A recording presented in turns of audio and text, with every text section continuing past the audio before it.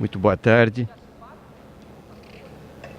Primeiramente, queria agradecer a coordenação deste Congresso Internacional de Controle de Políticas Públicas pelo convite, dizer da minha honra de dividir essa exposição com dois ilustres profissionais da área da educação, o que também aumenta a minha responsabilidade e me traz uma dose de dificuldade, porque embora com formação acadêmica na área do magistério, eu não sou um profissional da educação. Eu sou um profissional do controle, que há muito tempo tem procurado se dedicar a essa agenda e que se sente muito feliz neste momento por contar com a atenção de vocês nesta tarde, considerando a competição severa e qualificada dos demais painéis que estão acontecendo nesta oportunidade. Eu resolvi trazer como tema aqui o controle externo e a concretização do Plano Nacional de Educação, falando um pouco sobre o trabalho dos tribunais de contas brasileiros em relação, sobretudo, à Lei 13.005 e aos planos aprovados nos estados e nos municípios brasileiros, em relação aos quais os tribunais de contas de estados e municípios e do Distrito Federal têm procurado atuar de maneira mais próxima e efetiva. Hoje é o dia do professor, melhor dizendo, hoje é o dia do médico. E na segunda-feira foi o dia do professor. Quero aqui deixar meu reconhecimento, minha reverência aos médicos, mas sempre é tempo de reverenciar e de homenagear os professores, as professoras. Os advogados costumam dizer uma frase que é muito repetida por eles, e eu já fui advogado militante, portanto me sinto à vontade: não há justiça sem advogado. Mas não há médico e não há advogado sem professor. Todos nós dependemos dos mais humildes mestres dos primeiros anos da nossa vida, aos catedráticos das nossas universidades, aos nossos doutores e pós-doutores, dos professores. Agora, lembrando do professor, eu peço que façamos uma breve reflexão e pensemos quantos de nós aqui almeja, deseja ardente e sinceramente que seus filhos, seus netos, suas enteadas, seus enteados, seus sobrinhos abracem a carreira do magistério na educação básica pública deste país. Quantos se sentem estimulados e desafiados? Recentemente eu fiz uma palestra para um grupo de estudantes de ensino médio lá em Porto Alegre, cerca de 250, e contei com esforço, porque 2 estavam acanhados, 4 que manifestaram esse desejo. Pesquisa da OCDE diz que apenas cerca de 2,4% dos estudantes da faixa próxima já à prestação do vestibular têm interesse no exercício do magistério. E haverá de existir razões para isso, evidentemente. Está na tela aí a reprodução daquele que eu considero o grande compromisso democrático do Constituinte de 1988, com a efetiva transformação que se almeja para este país, ao falar que é dever da família, da sociedade, do Estado, assegurar à criança e ao adolescente e ao jovem, com absoluta prioridade, o direito à vida, à saúde, à alimentação, à educação, e prossegue o dispositivo constitucional. Absoluta prioridade só existe uma vez expressa na Constituição. É aqui no artigo 227. Portanto, aqui eu não me preocupo muito com as elucubrações da chamada teoria da reserva do possível, porque a Constituição já elegeu a prioridade. E cabe a nós dar-lhe concretude. A nós, administradores públicos, a nós, membros do Poder Legislativo, quando aprovamos as políticas públicas contempladas nas leis orçamentárias, a nós, agentes do controle externo, que temos uma responsabilidade muito grande neste processo. Aliás, eu falava do Dia do Professor, que foi na última segunda-feira, e lembrava também que na Argentina, professor Tiago Alves, na Argentina o Dia do Professor é comemorado no dia 11 de setembro, até uma data fatídica em função de episódios relativamente recentes. Mas o 11 de setembro é a data da morte do presidente Domingo Faustino Sarmiento.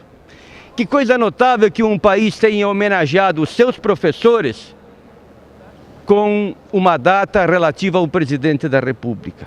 Oxalá nós tenhamos um dia o mesmo motivo para também adotar uma reverência nos moldes do que fez o país vizinho. Bem, apesar do artigo 227 dizer o que diz, e de no capítulo da educação a Constituição brasileira falar em direito público subjetivo, em que é a obrigação do Estado oferecer um ensino obrigatório e gratuito a todas as crianças e adolescentes na faixa de 4 a 17 anos e uma série de dispositivos e de garantias, o fato é que alguns números estão aparecendo aí para que vocês possam visualizar e são conhecidos. O Brasil tem cerca de 11,5 milhões de analfabetos adultos. Isto é mais ou menos a população do estado do Rio Grande do Sul toda. E 1,5 vezes a população mais ou menos deste estado do Ceará. 2 milhões de crianças e adolescentes que deveriam estar frequentando o sistema de ensino estão fora dele. Crianças que nasceram depois da emenda que criou o Fundef, da emenda que criou o Fundeb, muitas delas, significa que não tivemos a condição, embora se fale muito na universalização, de universalizar. E há outras informações que constam dessa mesma tela. Na outra, 3 em cada 10 brasileiros são analfabetos funcionais. Há quem diga que este é um critério otimista, né? Que o número de analfabetos funcionais nesse país, dependendo da régua que se utiliza para medir, esse número é muito maior. A tragédia prossegue. 5 em cada 10 alunos de 8 anos não conseguem fazer cálculos e são insuficientes em leitura. Todos esses dados que eu estou trazendo aqui não são produção de nenhum tribunal de contas, são dados oficiais do censo escolar, dos exames aplicados aos estudantes das diferentes faixas etárias. 7 em cada 10 alunos do 3º ano do ensino médio têm nível insuficiente em português e matemática. Estamos aí vendo por que temos tantos analfabetos funcionais. O professor Tiago mencionou aqui, salvo engano, nós temos mais da metade da população brasileira que não tem um ensino médio.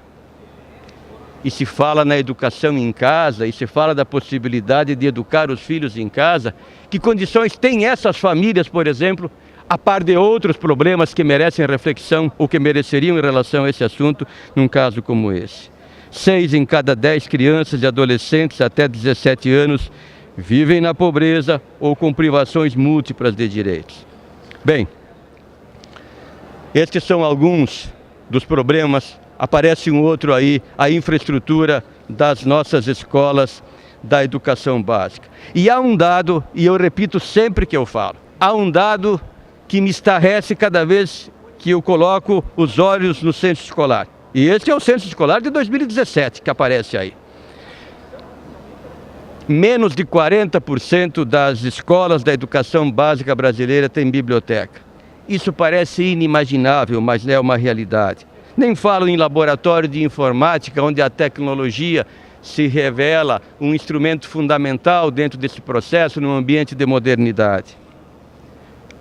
Agora, nos dias atuais, inclusive, nós temos acompanhado muitos debates acerca de propostas ou supostas propostas para a área da educação em relação aos nossos programas de governo que almejam a investidura nos cargos, sobretudo do Poder Executivo. E eu tenho dito que, para além de qualquer discussão que se faça, é preciso garantir o básico, que é inserir essas crianças e adolescentes no sistema, dar-lhes condições mínimas. Eu mal comecei a falar e já tem uma placa me instando aqui. Veja que dificuldade, não é? Eu vou tentar cumprir com esse meu compromisso com o horário. Pois muito bem, há poucos dias o jornal lá de Porto Alegre colocou essa notícia. Essa notícia tem 2 semanas, se tanto. Na 30ª semana de aula, professores de português e matemática assumem turmas em escola municipal da Restinga. Ou seja, estamos no mês de outubro e alunos de séries finais do ensino fundamental não tinham tido uma aula sequer de matemática e de português em todo o ano. O que esperar dessa situação? né? Que tipo de nível de desempenho essas crianças terão, se é que várias delas já não se evadiram ao longo desse período, por não identificar na escola, ela e as suas famílias, qualquer possibilidade de transformação. Quando nós nos deparamos com uma notícia sobre a morte de um paciente numa fila do Sistema Único de Saúde, parênteses, muito importante para o país e que defendo com muito entusiasmo, ou quando sabemos que uma mãe é assassinada na porta de uma escola porque aguardava a saída do seu filho, da sua filha, tudo isso gera muita comoção. E é natural e é importante que gere, mas nós não nos comovemos com situações como essas aí, que vão se perpetuar, é uma espécie de gravame silencioso que vai produzir efeitos por gerações inteiras, se perpetuar nos filhos dos filhos dessas pessoas, e isso continua acontecendo no Brasil. Aí há mais alguns dados que eu vou passar rapidamente por conta de querer enfrentar outros aspectos. Esse gráfico que está aparecendo aí utiliza a base de dados do CIOP. O CIOP tem sido um instrumental que nós temos defendido bastante, e os tribunais de contas brasileiros assinaram, através da Tricom e do IRB, um protocolo com o governo federal, justamente através do Ministério da Educação, para validar os dados do CIOP. Os pesquisadores que estão aqui, está aqui o professor José Marcelino Pinto, que eu até me atrevo a fazer algumas considerações aqui, sabendo da autoridade que ele tem nessa matéria, professor Tiago, mas para dizer que a comunidade acadêmica, os pesquisadores, os estudiosos, os gestores consideram muito relevante essa base de dados e, por vezes, ela evidencia inconsistências, até pela natureza declaratória. Os tribunais de contas brasileiros, já 27 deles assinaram termos de adesão para validar os dados do CIOP.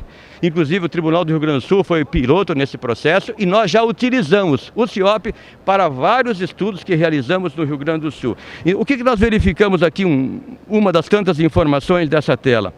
Que nos últimos anos vem diminuindo o volume de recursos investidos, sobretudo na educação infantil, no ensino fundamental, em bases atualizadas. E há um dado importante na última coluna, onde encontramos ali, nas duas últimas colunas, ensino médio e ensino superior. É importante que os tribunais de contas brasileiros passem a verificar e a incidir em relação a esse fato. Municípios que não estão cumprindo com as suas metas precípuas na educação básica, ou seja, não atingiram a universalização do atendimento de crianças de 4 e 5 na pré-escola, que ainda tem crianças fora do ensino fundamental, por vezes investem no ensino médio e no ensino superior. A LDB, no artigo 11, inciso 5, diz que essa aplicação só é permitida quando estiver plenamente atendida a competência municipal, que no caso é com a educação infantil e o ensino fundamental, e com recursos adicionais, além do mínimo de 25%. Está aqui um espaço, inclusive, para atuação, para incidência do controle interno. Bem, eu só queria fazer uma referência, acho que os órgãos de controle, entendo que os órgãos de controle deverão participar das discussões envolvendo o Fundeb. O Fundeb é uma importante ferramenta, um importante mecanismo de financiamento. Se estamos longe do ideal, sem o Fundeb, muito pior.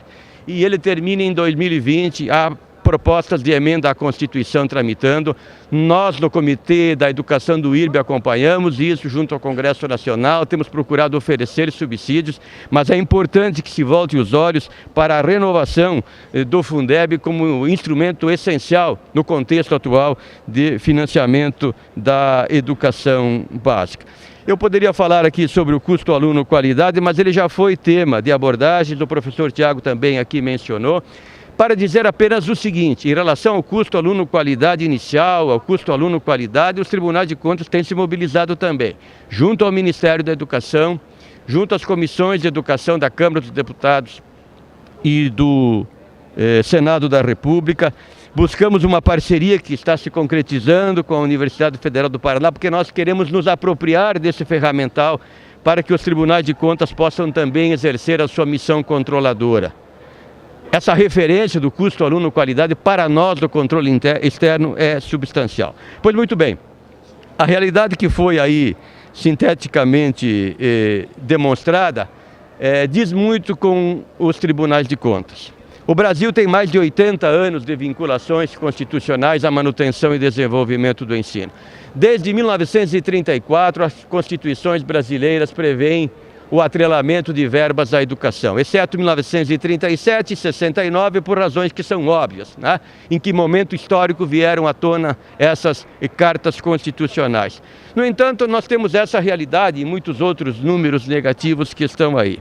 Significa que nós temos a nossa parcela de responsabilidade no processo, tomamos consciência disso, nós, tribunais de contas, e estamos agindo. De que maneira? A Atricom aprovou uma resolução em 2015 que baliza todo o trabalho do controle externo brasileiro como uma referência, não tem força cogente, porque a Atricom é uma entidade associativa, não tem natureza institucional.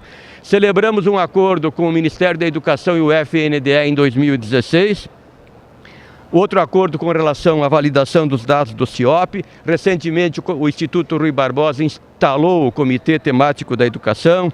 Estamos trabalhando pelo QATC da Educação. E esse QATC da Educação, para quem não é do sistema, é uma extraordinária ferramenta de indução para que os próprios tribunais de contas melhorem a sua atuação em relação a esse tema. O QATC significa o seguinte: os tribunais de contas, a cada 2 anos, fazem uma autoavaliação numa série de itens.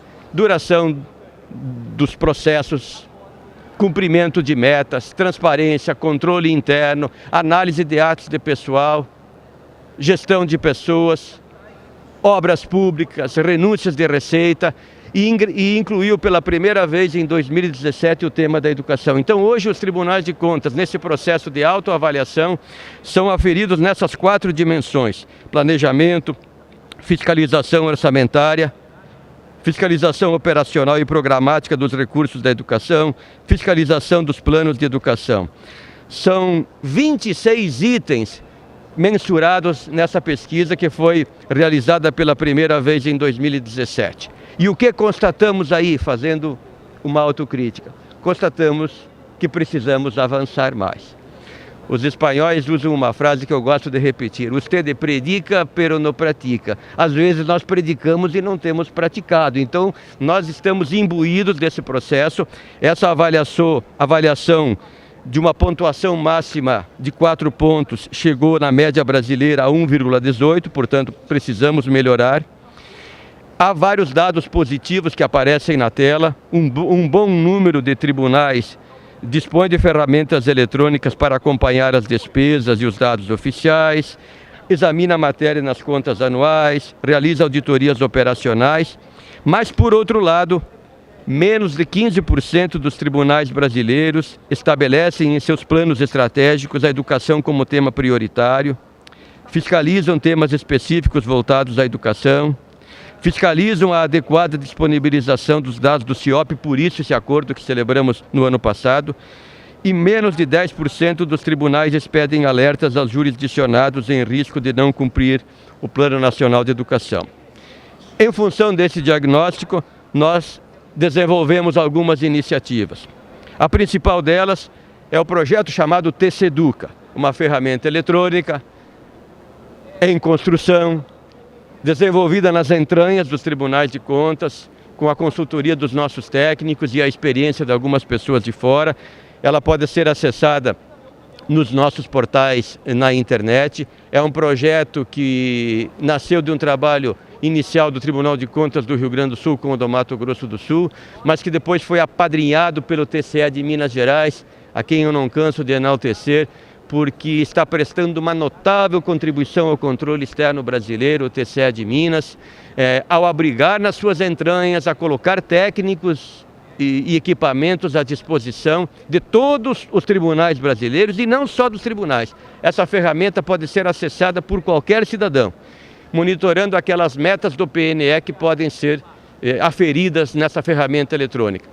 Inicialmente a meta 1, que trata da educação infantil, a meta 3, e nós estamos próximos de carregar também os dados das metas 2 e 5, eu acredito, espero eu, que ainda no corrente ano de 2018. As funcionalidades são muitas, eu não terei tempo de falar, mas ela permite avaliar faixas de monitoramento, com escalas de cores. Então, por exemplo, se qualquer pessoa do município de Erechim, lá no Rio Grande do Sul, quiser saber qual é a realidade das matrículas em creche e em pré-escola naquele município, poderá fazê-lo. Os tribunais de contas não criam dados, não pesquisam dados, utilizam as ferramentas, como eu disse, do censo escolar, do censo do IBGE, com a atualização do DataSUS de 2012. O professor Marcos Osório lembrou aqui da dificuldade que nós temos tido, e estamos trabalhando nesse assunto, não é? Quando uma determinada situação se coloca em situação de risco, há o disparo de um alerta, que pode ser colocado à disposição de todos os gestores e da sociedade. Permite a consulta por município, por estado, visualização em mapas. Eu não terei condições de mostrar essa ferramenta aqui, mas gostaria de convidá-los a acessar e conhecer. Eu diria assim, é um instrumento maravilhoso de auxílio no controle social das metas previstas no PNE. Algumas metas não se prestam a esse controle, portanto não estão nessa ferramenta. Com o MEC, nós temos trabalhado em várias frentes, essa busca de parceria com a Universidade Federal, que já mencionei, a mobilização pela busca ativa, professor Marcos Osório. Nós nos dirigimos aos municípios instando-os a responderem àquele questionário e consideramos que é fundamental. A maioria dos municípios brasileiros não faz busca ativa e nem está utilizando a ferramenta disponibilizada gratuitamente nessa parceria do Ministério da Educação com o Unicef. O que é fazer a busca ativa em última análise? É não esperar a chamada demanda manifesta, que as famílias vão em busca da oferta. É preciso ir ao encontro das crianças e adolescentes que estão fora da escola. Isso é dever do poder público, está previsto no Plano Nacional de Educação esse encargo. Temos nos dirigido, nós, tribunais de contas, a todos os municípios brasileiros, procurando sensibilizá-los para a importância de fazer a conexão, a aderência entre as leis orçamentárias e os planos de educação. Não é possível imaginar que o plano de educação vai se concretizar se não houver recursos previstos nos orçamentos. Há uma frase da qual eu gosto muito. Eu costumo dizer que eu gostaria de ter criado essa frase, mas infelizmente não fui eu o autor. Lugar de criança é no orçamento público. Ou seja, se nós não previrmos os recursos, o plano de educação vai virar uma carta de boas intenções, gerando frustrações, inclusive, porque aquelas previsões, em certa medida ousadas, e é bom que sejam, acabarão não se concretizando.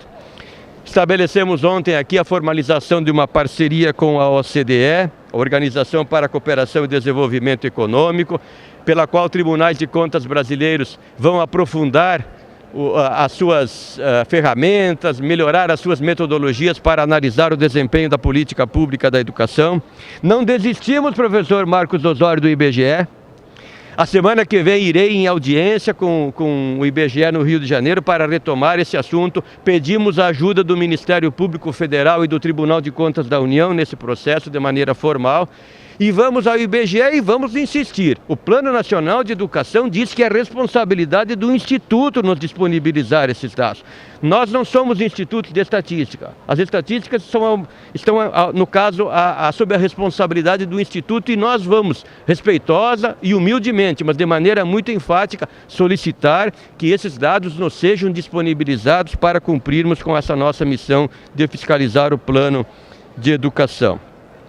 Já falei sobre o CIOP, então vou passar. Gostaria de mencionar aqui rapidamente, até como estímulo aos tribunais de contas. Nós fizemos lá no Rio Grande do Sul recentemente um estudo utilizando bases de dados do censo escolar, basicamente na questão da infraestrutura das escolas, essa ferramenta dos tribunais de contas, o TCEDUCA, os dados do CIOP e do IDEB. E fizemos uma análise da situação da educação infantil, do ensino fundamental e do ensino médio no Rio Grande do Sul. Nós distribuímos até cartões aí com endereço eletrônico, onde esse trabalho pode ser acessado, não é? Não trouxemos impresso porque geraria muita despesa, não seria ecologicamente correto, não é? Mas está disponível a todos na internet. E alguns dados muito interessantes nós coligimos daí. Por exemplo, A situação da infraestrutura das escolas, especificamente da educação infantil. Foi mencionado aqui. No caso do Rio Grande do Sul, apenas 1/3 das escolas de educação infantil possuem berçário, né? Menos da metade tem condições de acessibilidade. 70% apenas tem banheiro adaptado para a educação infantil. Ora, isso é muito sério. Como é que essas crianças são atendidas num ambiente como esse que não prevê esse tipo de equipamento? Não é? Também verificamos que apenas 115 municípios universalizaram o atendimento em pré-escola para a população de 4 e 5 anos. Isso que deveríamos ter cumprido esse objetivo no final de 2016. Eu assumidamente não sou muito cumpridor dos horários das palestras, vou tentar concluir agora com rapidez. Bem, há uma série de outras informações nesse estudo, vou pedir a Viviane que me socorra passando. Fizemos também dessa tela uma rápida referência, onde a gente pode constatar, esse dado aqui eu vou falar com cuidados extremos, porque tem muitos especialistas ouvindo o que eu estou dizendo, e eu não quero passar a ideia de que nós entendamos que não haja subfinanciamento na educação. Nós sabemos que há. Se não houvesse, por exemplo, o piso nacional do magistério estaria sendo pago em todo o Brasil, dentre tantos outros exemplos. Eu não tenho dúvida de reconhecer isso. Não faz muito que eu aprendi com o professor José Marcelino aquela referência. A gente não aplica percentual do PIB em educação, a gente aplica recursos, a gente aplica dinheiro, né? Então, se o PIB é baixo, se a demanda é grande, é óbvio que o resultado. Mas há esse estudo, quem tiver mais ocasião de aprofundar, vai verificar. Esse estudo também mostra que não é só de mais recurso que se trata o problema. Nós temos questões que envolvem a gestão dessa política pública, né? Questões ligadas à administração escolar, à função do diretor. Precisamos nos tribunais de contas também utilizar as nossas estruturas de educação corporativa para treinar mais, para capacitar mais os gestores da área da educação. Muitas vezes eles não estão preparados para exercer essa função gerencial. Não se trata só de alocar mais recursos, embora haja essa necessidade. Há uma ilustração aqui que eu peço a máxima vênia aos professores, mas ela ajuda a entender um pouquinho. Eu trouxe aqui um exemplo bem gritante. São 2 municípios do estado do Rio Grande do Sul. Os dados são públicos, portanto não há nenhum problema de identificá-los. E vejam, 2 municípios e as realidades estão aí. Esse município de Triunfo tem uma arrecadação de ICM extraordinária, é sede do polo petroquímico, aplicou em manutenção e desenvolvimento do ensino em 2017 90 milhões de reais, né? Atende na população de 0 a 5 anos 2.211 crianças.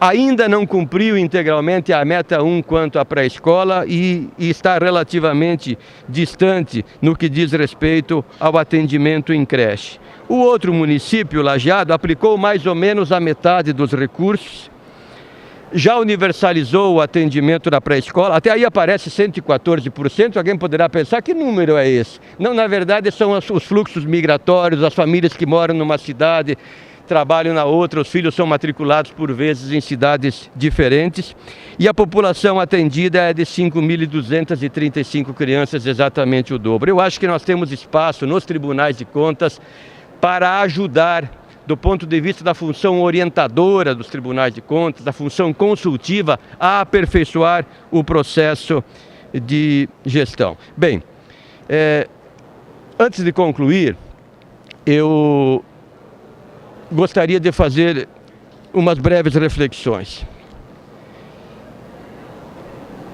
Nós temos nos tribunais de contas uma capacidade indutora. O ministro Benjamin Zimmer do TCU fala até na nossa capacidade sedutora. Nós temos uma força indutora muito grande, porque nós incidimos em relação ao conjunto da despesa e da receita públicas.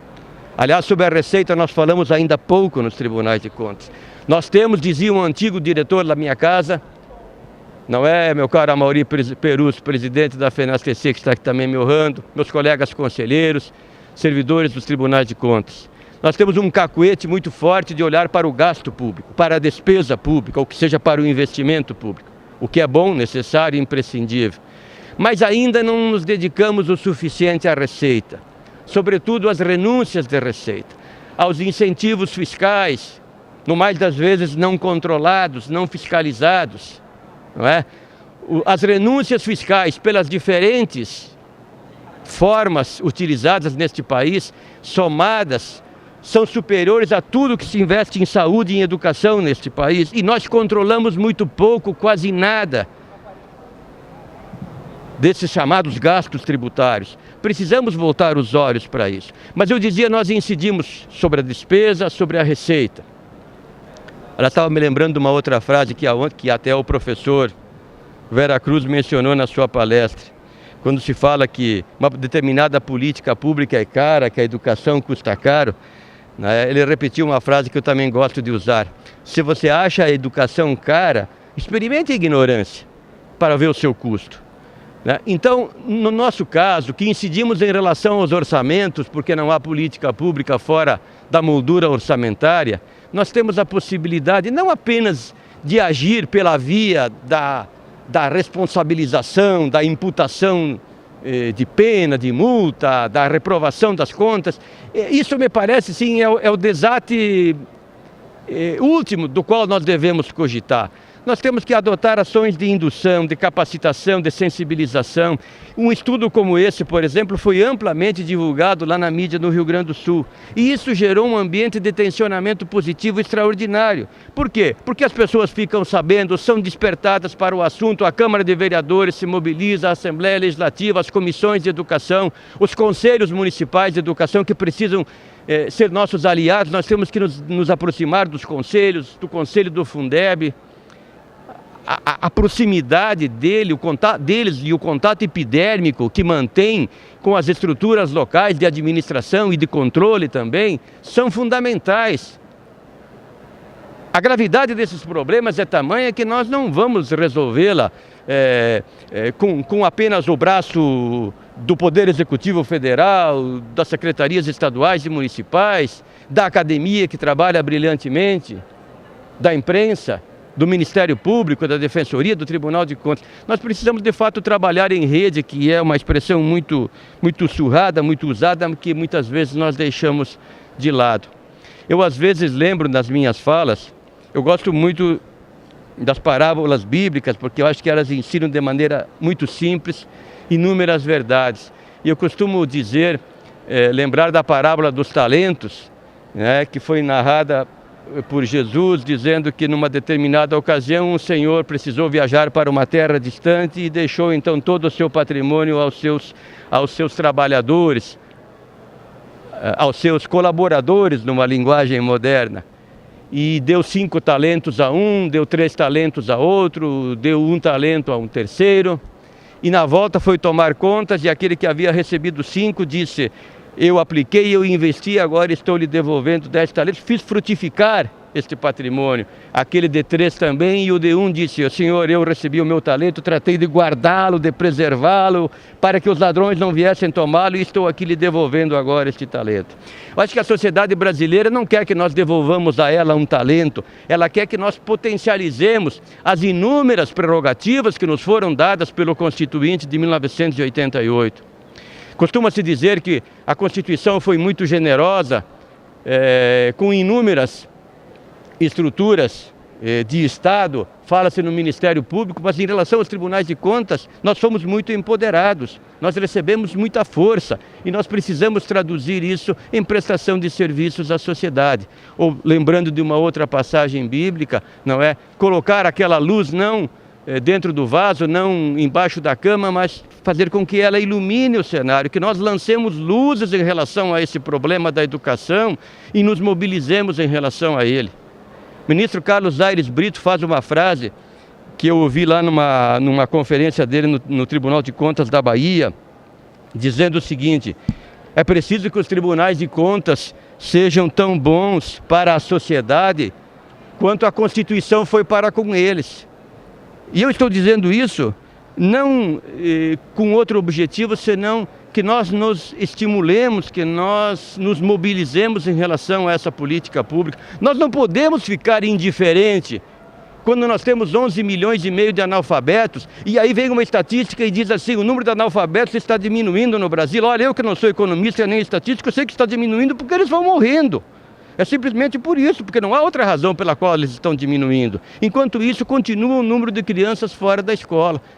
Nós não podemos permanecer fazendo a análise que é importante, mas que envolve um controle que tem muito de formal e pouco de substancial. Nós precisamos verificar de fato se os investimentos públicos em educação, que se ainda são insuficientes, não são poucos, porque são grosso modo 1/4 do que se executa orçamentariamente nos estados e nos municípios, se eles estão se traduzindo em melhoria para as pessoas, se as pessoas estão vivendo melhor, não é? Com todos os benefícios que uma educação de qualidade pode oferecer.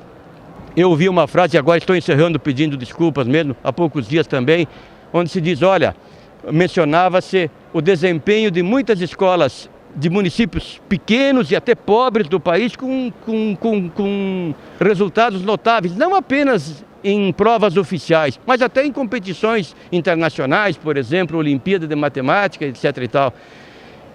E esse consultor dizia, olha, nós sabemos fazer educação.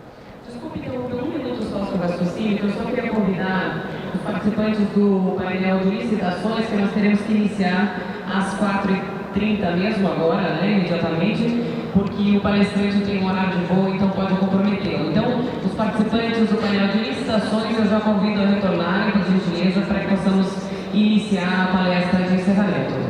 Obrigada, desculpe, conselheiro. Sim. É mais uma evidência de que eu preciso concluir mesmo a minha fala. Nós sabemos fazer educação, talvez o que nós não estejamos sabendo é copiar direito dos bons exemplos que estão sendo colocados à disposição. Isso vale um pouco para nós no controle. Nós sabemos fazer controle externo. Oxalá saibamos traduzir esse conhecimento, essa experiência acumulada ao longo dos anos pelos nossos técnicos, pelos nossos juízes de contas. O professor Vera Cruz disse ontem que o que se espera do juiz, do jurista, na verdade a concretização do princípio da equidade. E nós, juízes de contas, temos uma responsabilidade muito grande com a concretização da Constituição, com a concretização do direito fundamental à educação. Não apenas à educação, a boa educação, a educação de qualidade inclusiva, transformadora para todos os brasileiros. Muito obrigado.